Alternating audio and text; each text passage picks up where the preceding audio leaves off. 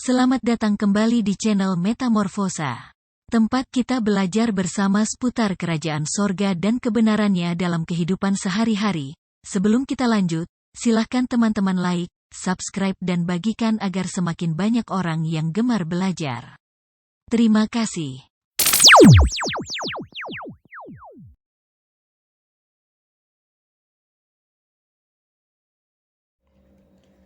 Kupas tuntas Trinitas atau Tritunggal. Tema pelajaran kita pada kali ini adalah kupas tuntas Trinitas atau Tritunggal. Nah, salah satu konsep yang sangat menarik, tetapi juga rumit dan karenanya tidak mudah dimengerti adalah konsep Trinitas atau Tritunggal. Bahkan di kalangan umat percaya sendiri pun masih banyak yang belum mengerti konsep ini. Secara umum dan sederhana, Trinitas dimengerti sebagai tiga di dalam satu atau tiga tapi satu, yaitu satu Elohim dalam tiga pribadi. Lalu dari kalangan eksternal atau golongan yang tidak mengakui ketuhanan Yesus Kristus, sering sekali mereka menjadikan konsep Trinitas sebagai senjata untuk menyerang ketauhidan iman orang percaya. Golongan ini secara sepihak tanpa bersedia bertanya dan mempelajari secara saksama misteri Trinitas ini, namun mereka langsung menyimpulkan dan meyakini sendiri dan pada akhirnya dengan berani menuduh bahwa pengikut Yesus Kristus menyembah tiga Tuhan. Pada saat yang sama, di sisi lain sebagian dari golongan eksternal ini dengan memodalkan pengetahuan sejarah yang tidak lengkap, mereka ini juga menyampaikan tuduhan bahwa orang Kristen mengangkat manusia menjadi Tuhan mereka, lalu kemudian menyembah manusia tersebut. Yang dimaksud tentunya adalah Yesus Kristus. Mereka berkata Yesus Kristus barulah resmi diangkat menjadi Tuhan pada tahun 325, yaitu melalui muktamar atau konsili Nisea. Memang orang agamawi jarang yang bersedia belajar serius untuk mencari kebenaran, tetapi yang sering adalah membenarkan kebiasaannya. Sepanjang sejarah, agama telah menjadi alat resmi untuk membunuh sesama manusia sambil merasa telah mengabdi kepada Tuannya. Setidaknya pernyataan ini disampaikan oleh Blaise Pascal.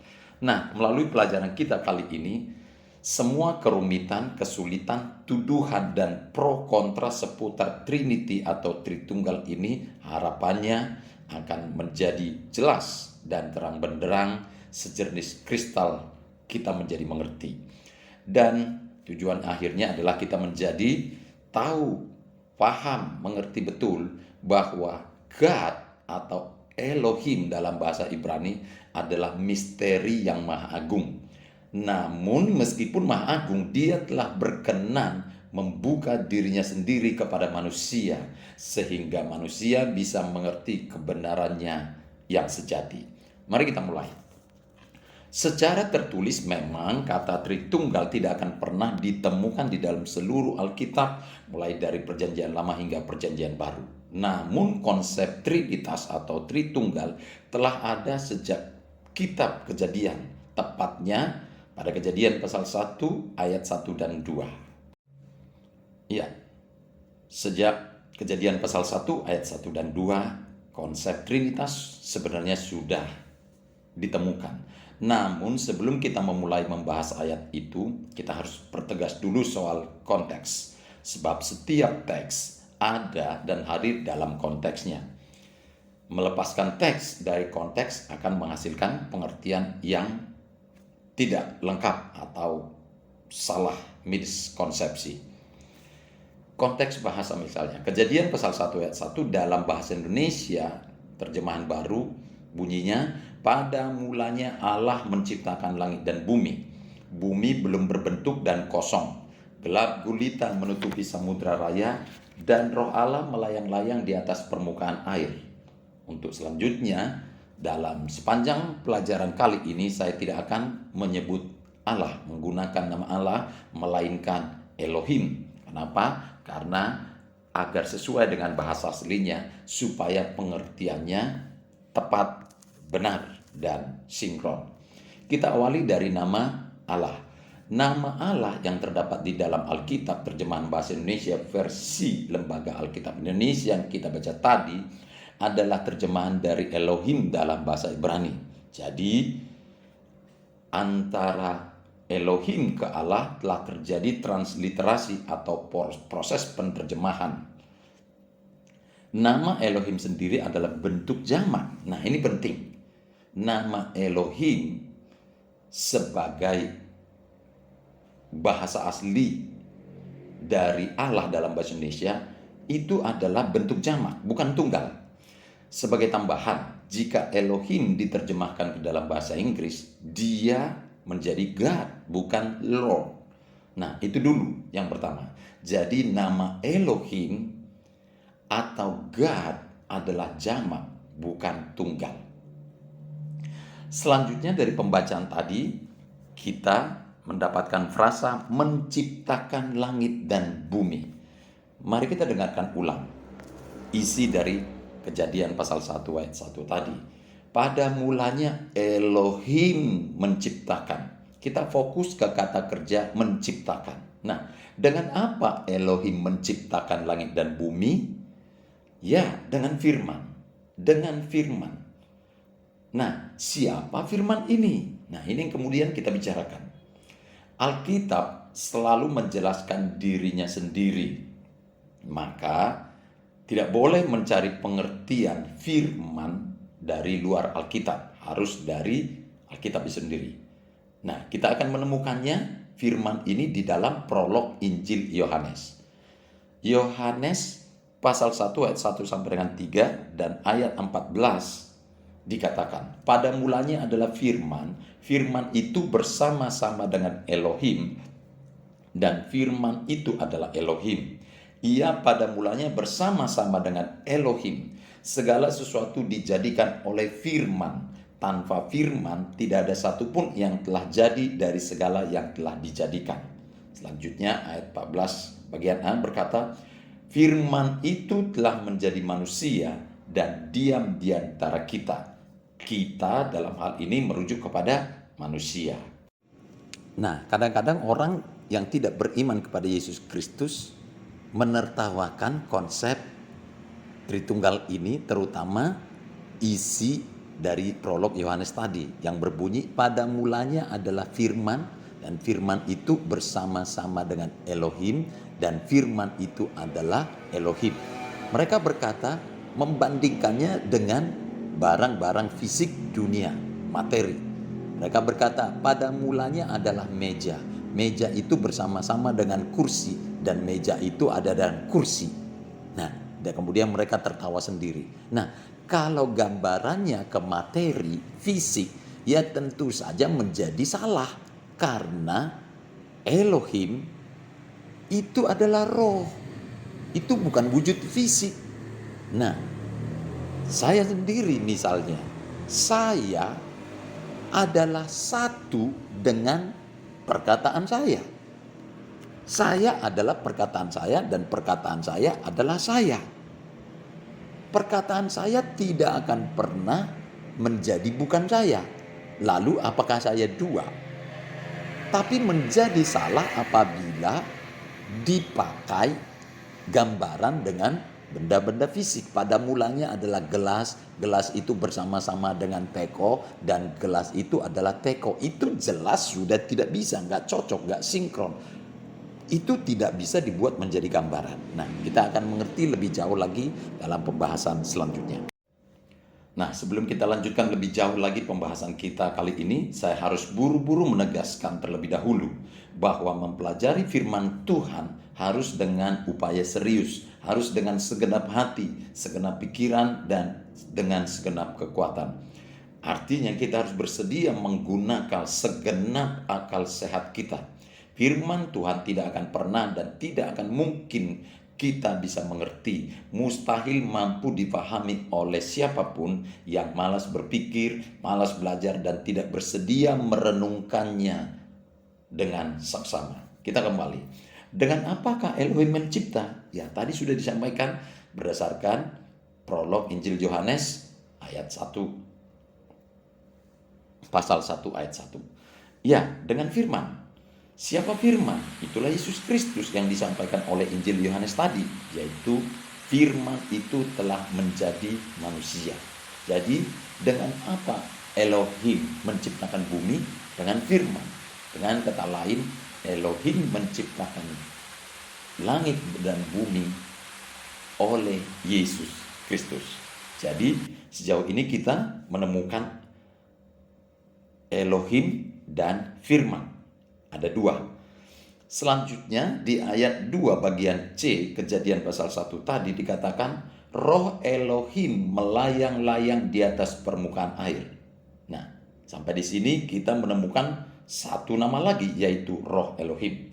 Nah, sampai di sini kita sudah menemukan 3 pribadi yaitu Elohim sendiri, firman, dan roh Elohim.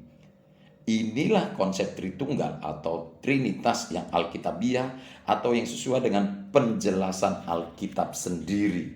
Di dalam kitab Perjanjian Baru inilah yang dikenal dengan sebutan Bapa, Anak, dan Roh Kudus.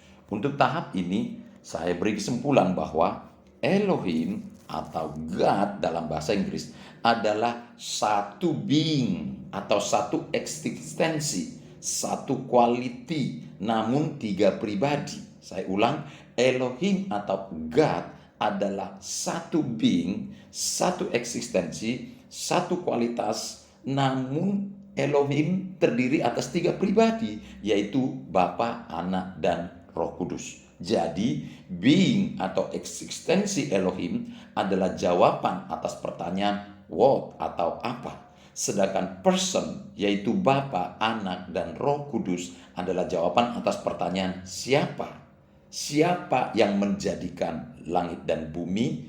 Elohim. Dengan apa dia menjadikan? Dengan firman, yaitu Anak. Dan siapa yang menyertai orang percaya setelah Yesus Kristus naik ke sorga? Roh Kudus. Nah, Bapa bukan Anak, Bapa bukan Roh Kudus. Demikian juga Anak bukan Bapa, Anak bukan Roh Kudus, dan seterusnya. Roh Kudus bukan Anak, Roh Kudus bukan Bapa. Masing-masing mereka adalah pribadi yang mandiri dengan peran yang khusus atau spesifik. Namun mereka bertiga adalah satu being, satu kualitas, satu esensi, satu substansi, yaitu sama-sama Elohim atau God. Semoga Anda sudah mulai mengerti konsep Trinitas ini meskipun belum tuntas. Ya, tidak apa-apa, santai saja. Saya juga dulu seperti itu. Namun seperti yang saya sampaikan tadi, tetapkan pikiran dan hati Anda untuk belajar dengan sungguh-sungguh dan dengan rendah hati. Kita sama-sama belajar. Pada saatnya Roh Kudus akan membantu kita semua mengerti kebenaran dari Trinitas ini. Saya akan membantu Anda semakin mengerti apa nama lain untuk umat manusia. Nah, kali ini saya memberikan gambaran atau contoh kita sebagai umat manusia. Saya ulangi pertanyaan saya tadi. Apa nama lain umat manusia? Ya, Anda betul, human being. Semua manusia adalah human being. Sekarang bayangkan di rumah Anda masing-masing. Ada bapak, ada ibu, dan ada anak. Ada 3 ya, ada bapak, ada ibu, ada anak. Atau ada ayah, ada ibu, dan ada anak. Mereka bertiga semuanya, baik bapak, ayah, atau ibu maupun anak, adalah sama-sama manusia, human being. Benar bukan? Namun tentunya bapak atau ayah bukan ibu, bukan? Bapak juga bukan anak, bukan? Demikian juga ibu bukan anak dan anak bukan ibu. Namun sekali lagi, baik ayah maupun ibu dan anak, ketiganya adalah manusia, human being. Karena anak adalah dilahirkan dari ibu, bukan berarti kemanusiaan daripada anak lebih rendah daripada ibu dan ayah. Benar ya? Nah, kemudian kita harus hati-hati. Sekali lagi, bukan berarti kemanusiaan atau bobot kemanusiaan dari seorang anak lebih rendah dari bobot ibu dan ayah, karena itu keturunan. Sama-sama kualitasnya sama-sama manusia. Dan karena ayah adalah kepala keluarga, maka tidak benar ayah lebih superior daripada ibu dan anak, bukan? Ya, mereka memang secara pribadi berbeda, namun perbedaan itu hanya dalam fungsi, dalam tugas, peran, dan tanggung jawab di dalam keluarga, di dalam rumah tangga, dalam hidup bermasyarakat. Nah, dengan gambaran ini saya berharap kita semua menjadi semakin mengerti, semakin lebih paham. Nah, agar kita semakin mengerti lebih dalam lagi, saya akan memberikan satu ilustrasi lagi, kali ini dari pengetahuan alam atau sains. Anda pasti mengenal air, bukan? Ya, air baik air minum yang kita minum maupun air yang ada di tempat penampungan air kita masing-masing. Nah, apa nama ilmiah dari air? Ya, H2O. Air adalah being. Secara esensi atau substansi, air dibangun atas 2 molekul hidrogen dan 1 molekul oksigen. Itulah tadi H2O. Lalu kemudian kalau air dimasukkan ke dalam freezer, maka molekul-molekul air akan menjadi jauh lebih rapat daripada ketika air masih di luar freezer. Sehingga air tadi dalam beberapa waktu menjadi beku di dalam freezer. Biasa kita sebut dengan nama batu es. Bentuknya macam-macam tergantung kepada wadah atau tempat atau kemasan yang kita pakai untuk menampung air tadi. Ada yang berbentuk kubus, atau ada yang berbentuk balok dan lain sebagainya. Tentu saja air berbeda dengan batu es, atau air bukanlah batu es. Namun air dan batu es esensinya tetaplah sama, yaitu H2O. Demikian juga jika air mendapat kalor atau energi panas, maka air berubah wujud menjadi gas atau uap air. Tentu saja uap air berbeda dengan es batu dan uap air berbeda dengan air. Namun ketiganya, baik air, batu es maupun uap air, tetaplah esensinya sama, yaitu H2O. Substansi dan atau esensinya tetap sama, wujudnya saja yang berbeda. Ketika sebagai es batu atau batu es, air bisa kita pecah-pecah menjadi potongan-potongan dan atau serpihan yang terpisah yang lebih kecil. Dan ketika batu es dipecah, apakah air terpecah? Tentu saja tidak. Secara esensi dia tidak terpecah, dia tetap H2O. Demikianlah halnya dengan Elohim atau God. Bapa adalah Elohim, Anak adalah Elohim, dan Roh Kudus adalah Elohim. Mereka adalah satu Elohim, tetapi 3 pribadi, tidak bercampur dan juga tidak terpisah. Mereka sehakikat, mereka sekualitas. Keelohimannya tidak pernah berubah selama-lamanya. Ketika Elohim datang ke bumi dalam wujud manusia di dalam Yesus Kristus, kualitas dan esensi Yesus Kristus tetaplah sama dengan Bapa dan sama dengan Roh Kudus. Peran, misi, tugas, dan tanggung jawabnya saja yang berbeda. Ketika Yesus Kristus kembali ke sorga, dia kembali ke esensi dan hakikatnya yang kekal. Roh Kuduslah yang kemudian menyertai kita di bumi saat ini, karena Yesus sudah naik ke sorga. Lalu, jika Yesus Kristus adalah Elohim, ini ada pertanyaan ini. Jika Yesus Kristus adalah Elohim atau God, mengapa Elohim berdoa kepada Elohim? Nah, kembali, yang berdoa itu adalah sebagai pribadi Yesus Kristus saat dia ada di bumi. Sebagai Yesus Kristus, secara struktur dan peran, dia adalah anak yang berdoa kepada Bapaknya. Pertanyaan berikutnya adalah, mengapa Elohim harus turun ke bumi dalam wujud manusia? Nah, pertanyaan yang sangat bagus. Namun, ini akan kita bahas di dalam pelajaran berikutnya. Nah, Demikian pelajaran kita kali ini. Semoga menginspirasi. Ingat ya teman-teman, klik like dan subscribe dan bagikan ke banyak orang agar semakin banyak orang yang mengerti dan juga senang belajar firman Tuhan. Terima kasih, Tuhan memberkati. Salam metamorfosa. Subscribe, komen dan share, agar semakin banyak orang yang suka belajar.